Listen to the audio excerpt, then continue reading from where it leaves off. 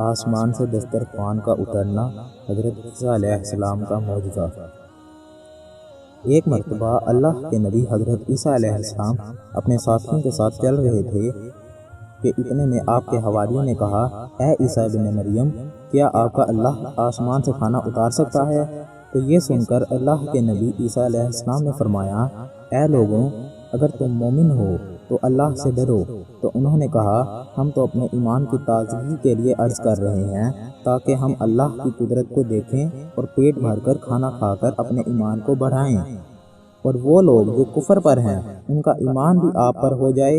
بس یہ سن کر اللہ کے نبی حضرت عیسیٰ علیہ السلام نے ہاتھوں کو بلند کیا اور اللہ کے دربار میں دعا مانگی کہ اے اللہ، ہمارے آسمان سے دسترخوان اتار تاکہ ہمارے اور آنے والے لوگوں کے لیے یہ نشانی بن جائے، بے شک تو بہترین رزق دینے والا ہے۔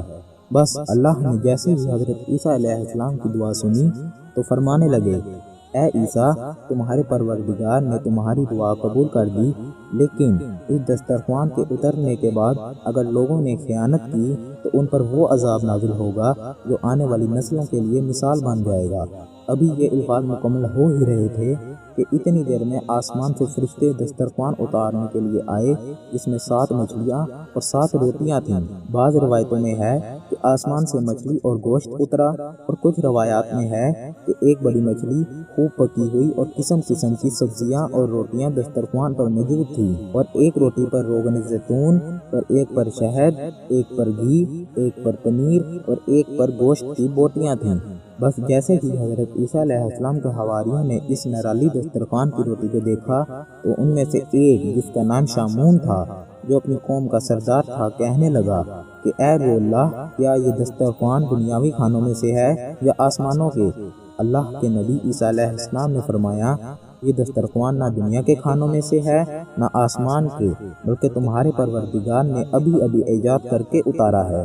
پھر فرمانے لگے، خوب پیٹ بھر کے کھاؤ اور اس میں خیانت نہ کرنا اور نہ ہی کل کے لیے ذخیرہ کرنا، ورنہ اللہ کا عذاب تم پر پہنچے گا۔ لیکن افسوس، وہ لوگ اس کھانے میں خیانت بھی کرتے ہیں اور کل کے لیے تھوڑا تھوڑا چھپانا بھی شروع کر دیتے ہیں۔ بس جیسے ہی رات ہوئی سب بھر کر سوتے ہیں اور اللہ کا عذاب ان پر آ جاتا ہے۔ اب جیسے ہی سورج طلوع ہوا تو ان میں سے کچھ خنزیر اور کچھ بندر بن جاتے ہیں اور ادھر ادھر بھاگنا شروع کر دیتے ہیں اور اپنے آپ کو نوچتے رہتے ہیں۔ تو اللہ کے نبی حضرت عیسیٰ علیہ السلام نے جب ان کو دیکھا تو اللہ سے دعا کی، تو یوں وہ سارے اللہ اور اللہ کے نبی کے نافرمان دنیا سے مر کے فنا ہو گئے۔ بے شک اللہ کے نافرمان کا یہی حشر ہوتا ہے۔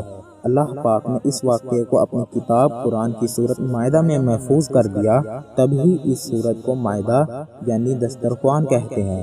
اے اللہ، ہم سب کو اپنے فرما بردار بندوں میں شامل کر اور ہم سب کو ویسا بنا جیسا تو ہمیں دیکھنا چاہتا ہے۔ آمین۔